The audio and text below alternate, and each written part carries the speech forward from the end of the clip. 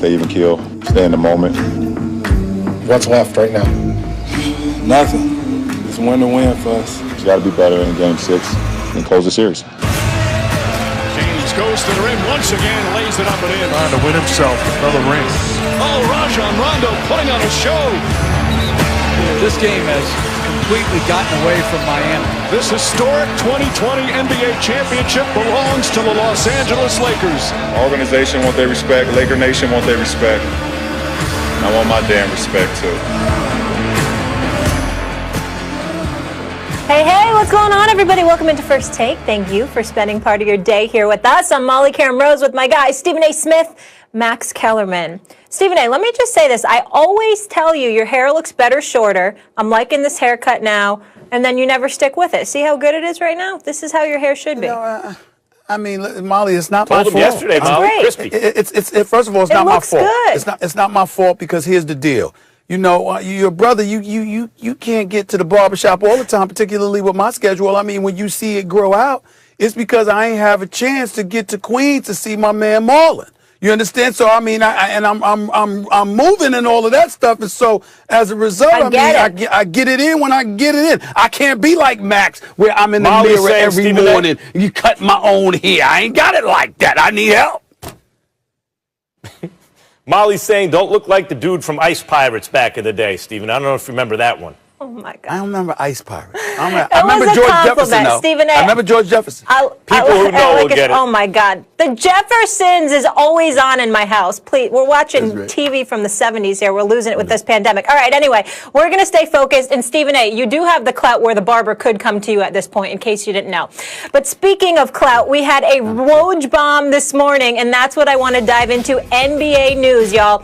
Anthony Davis finalizing a 5-year, $190 million maximum contract to stay with the Los Angeles Lakers. CEO Rich Paul telling ESPN the deal includes an early termination option prior to a 5th season in 2024-2025. The deal could be signed as soon as today. In other Lakers news, they agreed to a 2-year extension with LeBron James. Max, who's the bigger signing at this point? Is it AD or LeBron?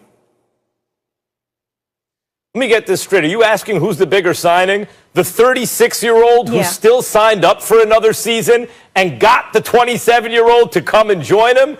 Or the 27-year-old who's not from there, who's never played in his hometown, who said on a podcast recently, I'm not of the Lakers right now, and who was about to be a free agent, right?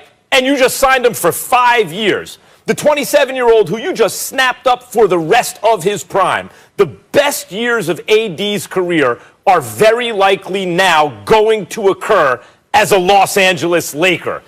Clearly, it is the AD signing that is the bigger deal. Like, did I really think he was going to go anywhere? Nah, I didn't think AD was moving. I thought he was going to stay right there in L.A. But I knew LeBron wasn't going anywhere. I knew it because he had a contract. You knew LeBron was going to stay right there. But even just for right now, AD is locked up. And for the rest of the man's prime, the Lakers now have their next great big, who is going to be remembered now as a Los Angeles Laker.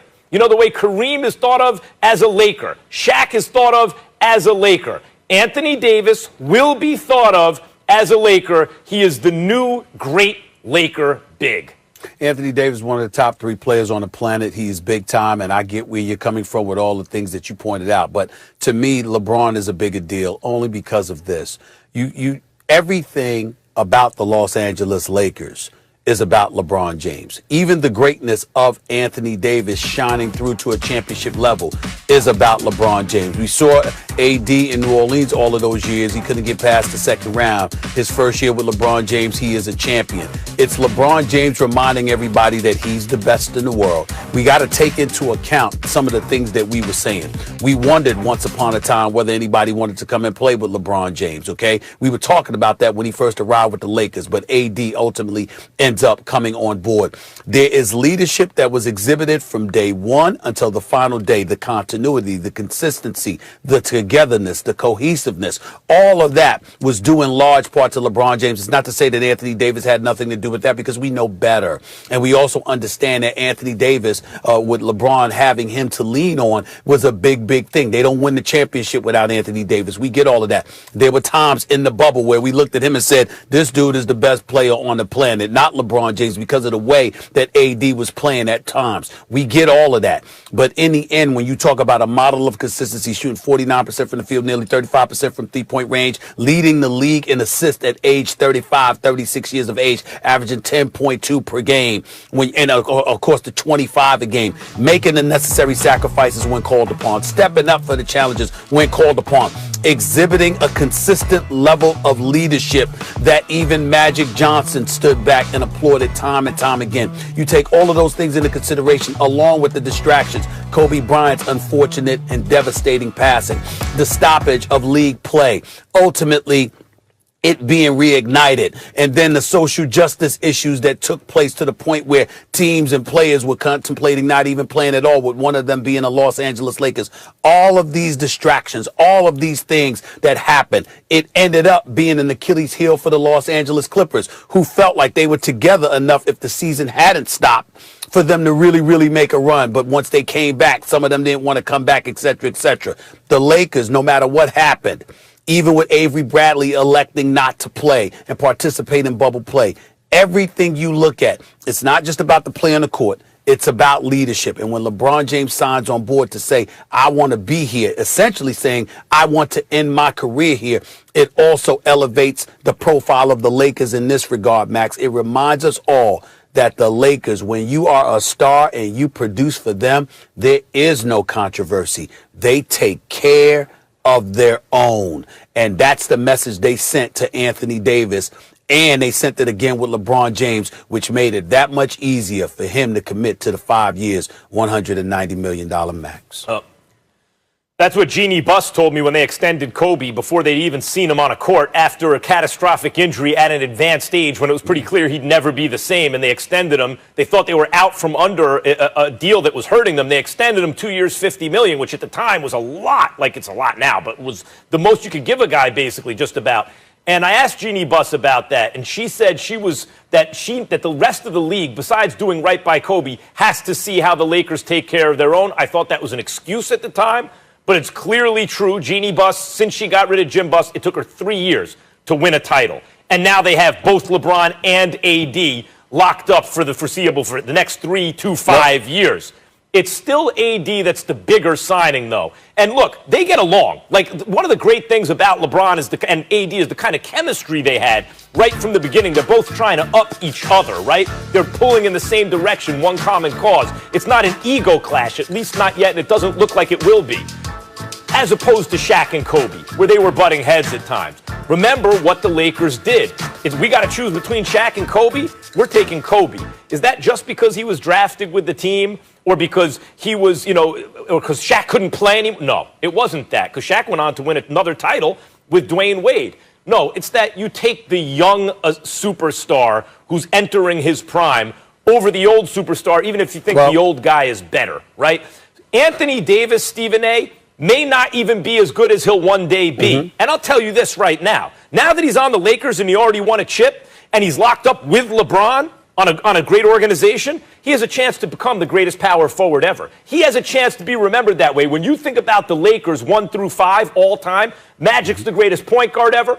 Kobe is next to Jordan at the 2 as the greatest ever. At the 3, you have LeBron. At the 5, you have, take your pick, Kareem, Wilt, Shaq. Now at the 4, you have AD. The Lakers are going to have a claim pretty soon to having the best ever, or very close to it, at every single position, on the court 1 through 5. This is an enormous signing of Anthony Davis. Well, it's an enormous signing, but if you're going to bring up history, let's be accurate with what you're saying here. You're absolutely right about what Jeannie Buss told you. But, you and I have historically disagreed with the signage of Kobe, because she said you got to show that you're taking care of your own. But you also have to remember, they knew that they were beyond competing. They knew that they were not going to be that good. But in the end, Kobe Bryant injured and all, was their box office attraction. People came to the Staples Center to see that brother. And the bottom line is, when you looked at what Jim Buss was doing with this team, it was all you had. She knew she was about to get into a battle with Jim Buss. She knew he needed to go. She needed all the help that she could get. And the one thing to keep things afloat, even though they were going to lose game, was the presence of Kobe Bryant, which made him worth, at the time, every single penny they offered him, even though he was not healthy. The bottom line is it is just that simple. And as it pertains to LeBron now, you cannot say enough about LeBron's leadership with this team over the past year, keeping things together. He had a lot to do with that. Anthony Davis had something to do with it as well, but it's not just about his excellence on the basketball court. It's how he's been able to galvanize the troops, which is something Kawhi Leonard has not done yet. And that's why Kawhi Leonard has a huge, huge challenge ahead of him, because everybody saw what LeBron has done in that same arena. Let's see what Kawhi does this year. The greatest pairing of the little and the big, the point guard, or forget about little, the point guard and the big in history. Is it Magic and Kareem? Is it Kobe and Shaq? Is it LeBron and AD? They're all Los Angeles Lakers. I love LeBron and AD, but let's not mention them in the same breath as Magic and Kareem, please. I think we need to stop that. I think we need to stop that. Don't get blasphemous on this national airways right now. You can compare. No, you cannot. You can compare LeBron and AD to anybody. Yes, you can compare them as individual talents, but let's be very, very clear. What do I bring up all the time, Molly? Resume. Excuse me. Kareem Abdul-Jabbar, the greatest scorer in NBA history. Longevity. 6 titles, 19-time All-Star, all-time leading scorer. They haven't accomplished that yet. I'm talking about where they rank in the league. When you talk about the all-time, I know you're not comparing it. Of a point guard and a big, they are going to be there. They already got a chip, one of one.